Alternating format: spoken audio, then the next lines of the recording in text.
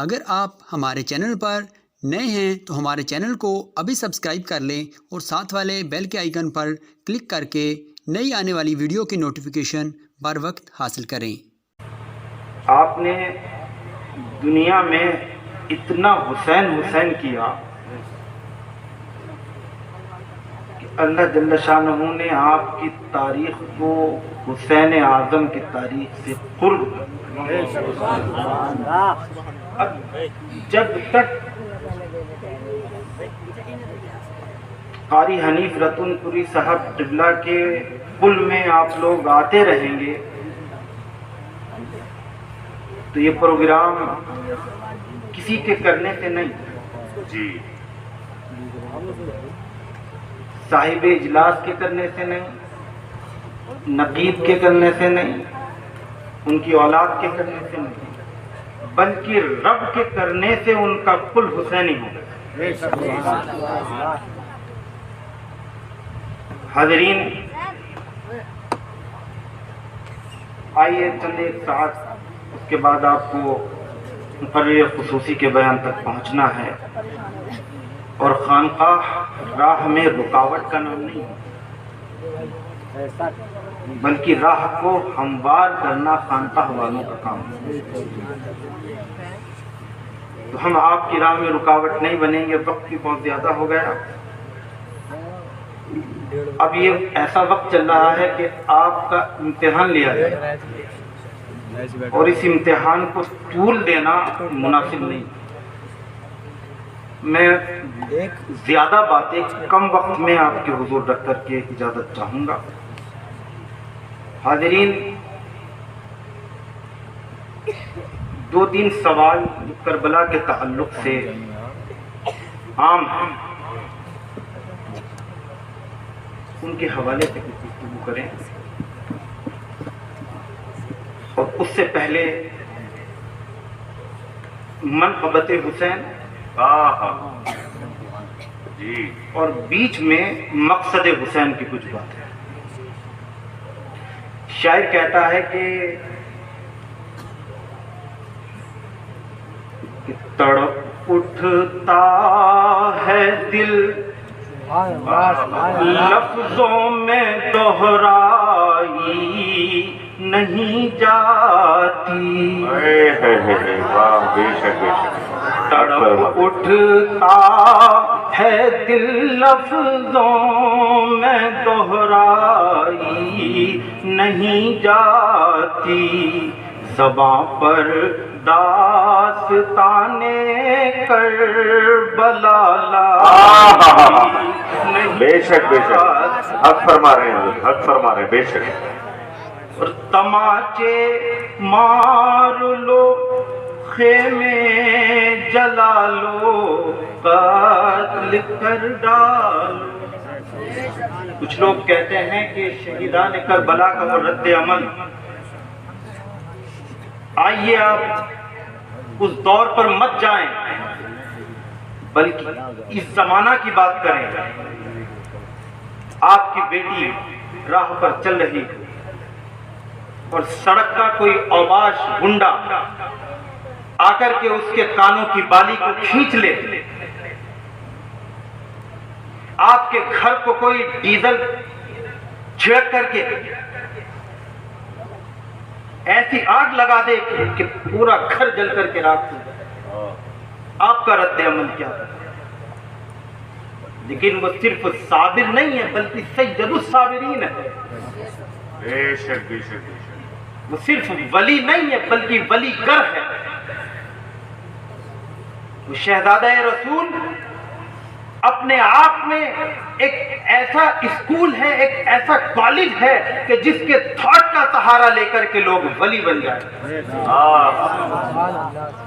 تماچے مار لو، خیمے جلا لو، قتل کر ڈالو، علی کے گل رخوں کی بوئے زہرائی نہیں جاتی۔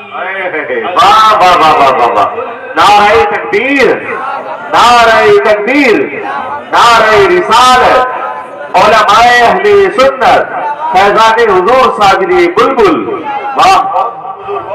अब ये बूए ज़हराई क्या, ये सिर्फ खातून जन्नत की बू नहीं है,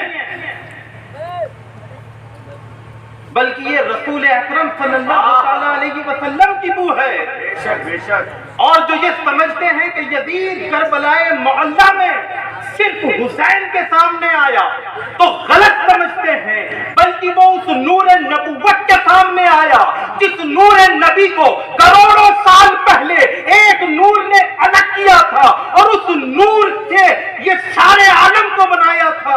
इसी को बरेली के सुल्तान ने कहा, तेरी नस्ल पाक में है बच्चा नूर तेरा सब बहुत खूब। नस्ल पाक का बच्चा बच्चा नूर है, तो फिर हुसैन आजम कैसे नूर नहीं होगा? तो यकीन मानो कि सिर्फ हुसैन के सामने यजीद नहीं था, बल्कि जानशीन पैगंबर के सामने यजीद था। अल्लाह की कुरान के सामने यजीद था, बेशक बेशक। अल्लाह की हुज्जत के सामने यजीद था। और किसके सामने यजीद था? हम और आप क्या बताएं? हम और आप दीन को इतना नहीं समझते। हिंदुस्तान वालों के लिए, हिंदुस्तान वालों उससे दीन सीखो जो दीन को हिंदुस्तान मिला है।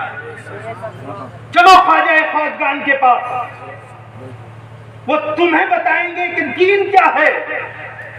दीन को वो तुमसे ज्यादा समझते हैं।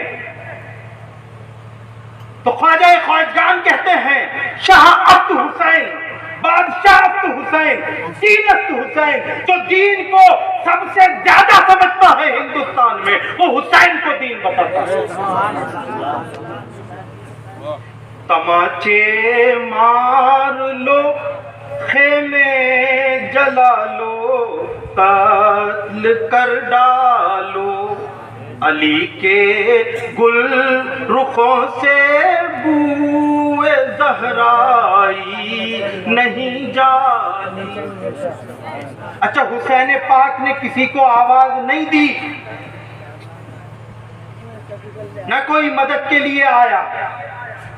कुछ लोग समझ गए कि उनको इख्तियार नहीं था, उन्होंने जिलान का हाल नहीं देखा। नाना जब डंडे लेकर के भागे पीछे गौसे आजम के, कौन गौसे आजम? आपकी औलाद में से जब भागे और कब्रिस्तान के बराबर में को भागे तो इरशाद फरमाया, ए कब्रिस्तान में सोने वालों जल्दी उठो, नाना आ रहे हैं।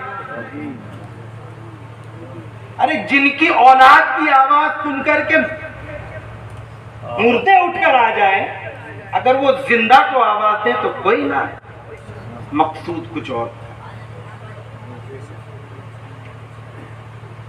उनकी शहंशाही, उनकी बादशाही, वो जिस पर नजर डालें वो बादशाह, उनका सब्र अगर देखना हो तो कलियर मोहल्ला चलो।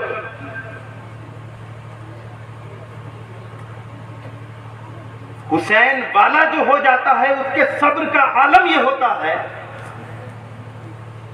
कि हुजूर बाबा साहब ज़ुहदुल अंबिया, हुजूर साबिर पाक की वालदा आपके पास हाजिर हुई। भाईजान, मेरा ये बच्चा है, इस बच्चे को खानकाह में रखिए, आप तरबियत फरमाएं, आपके हवाले। खानकाह का नाम सुन के बिचल मत जाया करो। हर खानकाह सही हो ये भी जरूरी नहीं, हर साहिब खानकाह जरूर सही होता है। हर खानकाह में बैठा हुआ यारूकश गद्दी नशीन सही हो जरूरी नहीं होता। जिस बाबा साहब का हम जिक्र कर रहे हैं, उन्हीं बाबा साहब के पास एक आदमी आए और आकर के कहा, हुजूर ज़कात का हुक्म इरशाद फरमाए कि ज़कात का क्या हुक्म? तो सैयद साहब बाबा साहब ने कहा, कौन सी ज़कात? बोले हुजूर एक ही ज़कात सुनी, नहीं ज़कात तीन तरीका की। ایک زکوٰۃ شریعت کی ہوتی ہے، ایک طریقت کی، ایک معرفت کی۔ بولے کس کا حکم ہے؟ بولے حضور جب فرما رہے ہیں تو تینوں فرمائے۔ ارشاد فرمایا کہ شریعت کی زکوٰۃ یہ ہے کہ آپ کے پاس 100 روپیہ ہوں، 97.5 اپنے پاس رکھ لو، 2.5 اللہ کی راہ میں دے دو، ادا ہو جائے۔ حضور طریقت کی زکوٰۃ ارشاد فرمایا طریقت کی زکوٰۃ یہ ہے کہ 100 روپیہ ہوں تو 2.5 اپنے پاس رکھ لو، 97.5 اللہ کی راہ میں۔ حضور معرفت کی زکوٰۃ کیا ہے؟ ارشاد فرمایا معرفت کی زکوٰۃ یہ ہے کہ 100 روپیہ ہوں تو 100 کی 100 اللہ کی راہ میں دے دو اور اس پر توکل کر دو۔ یہ ہے خانقاہ اور یہ ہوتے ہیں خانقاہ والے۔ صحابہ اکرام کو ہتھیار بنا کر اہل بیت سے دوری رکھنا یہ بھی اہل سنت کا طریقہ نہیں ہے۔ اہل بیت کو ہتھیار بنا کر کے صحابہ اکرام پہ طعن و تشریح یہ بھی اہل سنت کا طریقہ ہے۔ حاضرین، اپنے ایمان اور عقیدے کا تحفظ آپ کو اب 2 حوالے سے کرنا ہے۔ ایک وہ جس کا پہلے سے چلا آ رہا ہے، اب ایک نئی چیزیں آ رہی ہیں۔ ایک ہوتی ہے رافضیت، ایک ہوتی ہے نیم رافضیت۔ یہ نیم رافضیت جو خانقاہوں میں آ رہی ہیں،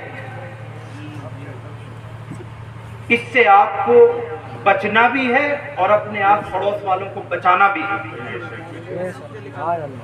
حضرت ابوبکر صدیق کا گستاخ کتنی ہی بڑی مسلط پر بیٹھا ہو، فاروق اعظم کا گستاخ کیسا ہی گدی نشین ہو، عثمان غنی کو برا کہنے والا